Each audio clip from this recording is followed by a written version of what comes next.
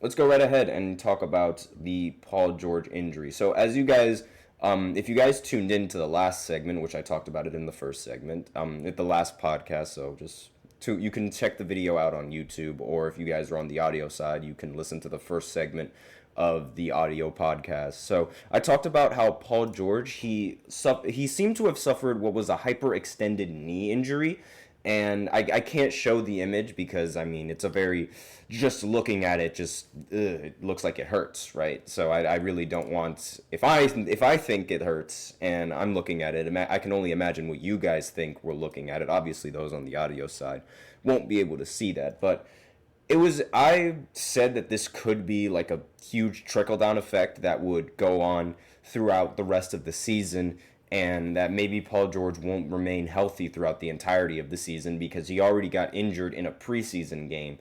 And I've said that these starters, they should not even play in the preseason. I'm still going to stand by that regardless of what's happening. They should not play in a preseason game. The games just don't matter nearly as much as the regular season does. And like I'll argue sitting out in a regular season game. I don't really agree with it all too much, depending on which game it is.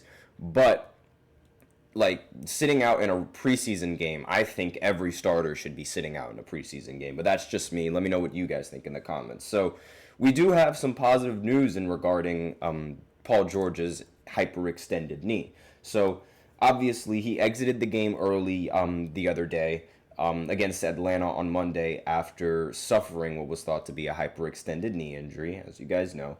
Though the injury, it didn't look all that great, things appear to be all right for the 76ers, according to this article. The 76ers, they shared an update Tuesday saying that an MRI revealed there was no structural damage on Paul George's knee, meaning that his knee is all right. So he's only suffered a bone bruise and is expected to be out at least just 1 week. So all of you 76ers fans, you can like stop panicking. Everything is fine. Like he should be good to go for the season.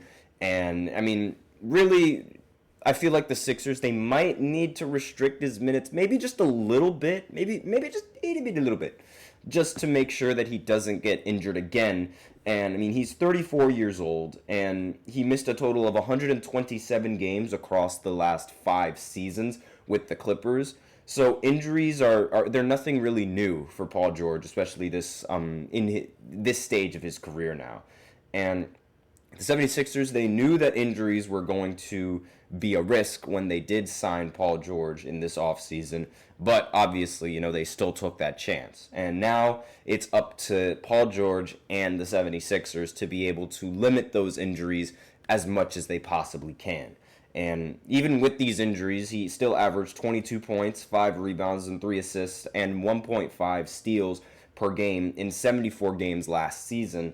And he's beginning in his 4-year, $211 million contract with the 76ers. So, again, this injury isn't all that big of a deal. Like, he should be fine and should be ready to play going into the NBA season. Again, that wasn't my main concern. I wasn't concerned with whether or not this Paul George was going to not play throughout the entirety of the season with this injury. That wasn't my concern. My main concern is how the 76ers are going to manage this injury throughout the rest of the season. Because, again, these 76ers, Joel Embiid in particular, they suffer from a lot of injuries come playoff time.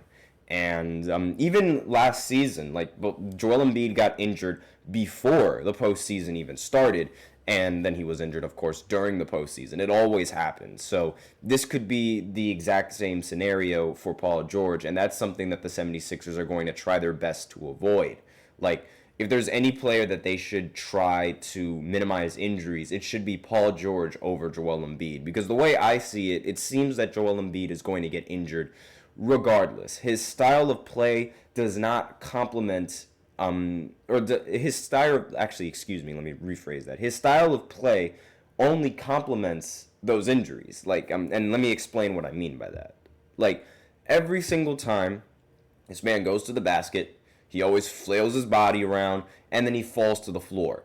Falling to the floor while having that much mass means that you're going to fall harder. And constantly doing that in every single game, it means that you're going to be a little bit more, you're going to be tend to suffering a lot more injuries than you are if you were to not do that, if whether you were to go up strong. So every single time he does this, it's only just increasing the chances of getting injured. Because, like, I mean, imagine if you're an injury-prone kind of guy, right?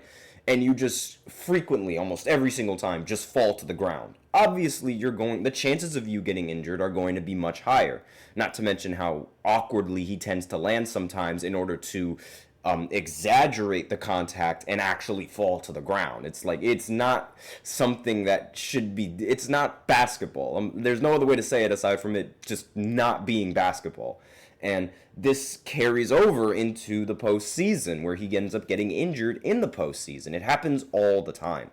And with that in mind, this is why I think that Paul George should be a little bit more of a priority in trying to keep healthy as opposed to Joel Embiid, especially in regards to Paul George's age. Because Joel Embiid, he is going to get older, yes, but he's not as old right now as Paul George. And considering how Paul George did lead the Clippers to a Western Conference Finals matchup, the first time that that's ever happened in the history of the Clippers franchise, without Kawhi Leonard, their best player, I think Paul George is going to be the X factor in the postseason for the 76ers. So they have to keep Paul George healthy by any means necessary.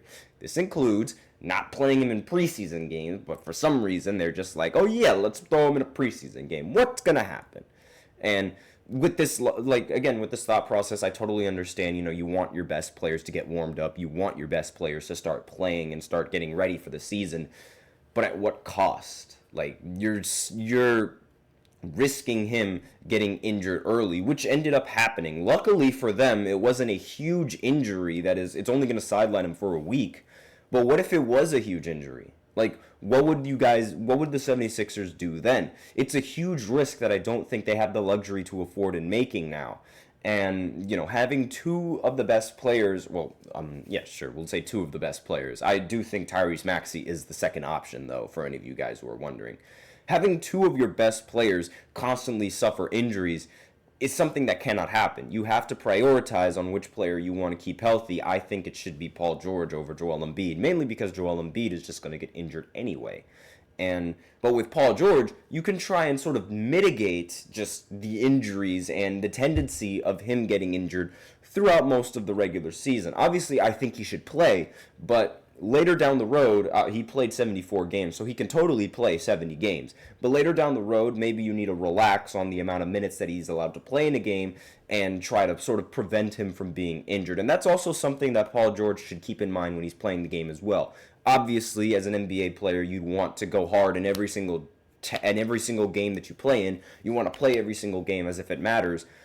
But you also want to keep yourself healthy. So maybe ease up a little bit on the minutes, depending on the game and depending on the scenario, obviously, but try and ease up on some of these minutes for Paul George in order to ensure that he's healthy for the postseason. Let me know in the comments what you guys think of that, because on the other hand, I genuinely don't think he should be playing at all in the preseason, but that's just me. Again, I know some people, they might think differently about that, but let me know in the comments what you guys think. So that's all that I have for the Paul George injury update. Again, it's just a bone bruise. He'll be out for about a week, and he should be fine for the regular season, so no harm, no foul. Everything should be good. And with that out of the way, we can go ahead and go into the second segment. But first, I'm going to go into an ad break. And in the second segment, we're going to talk about the Lakers and whether or not I think they are ready for the regular season. So I'll be right back after this short break. Be sure to stay tuned. I feel like I'm losing my mind. Is everybody in the world blind? Please, Lord, give me a sign, a sign. I feel like I'm losing my mind. Is everybody in the world blind? Please, Lord, give me a sign, a sign.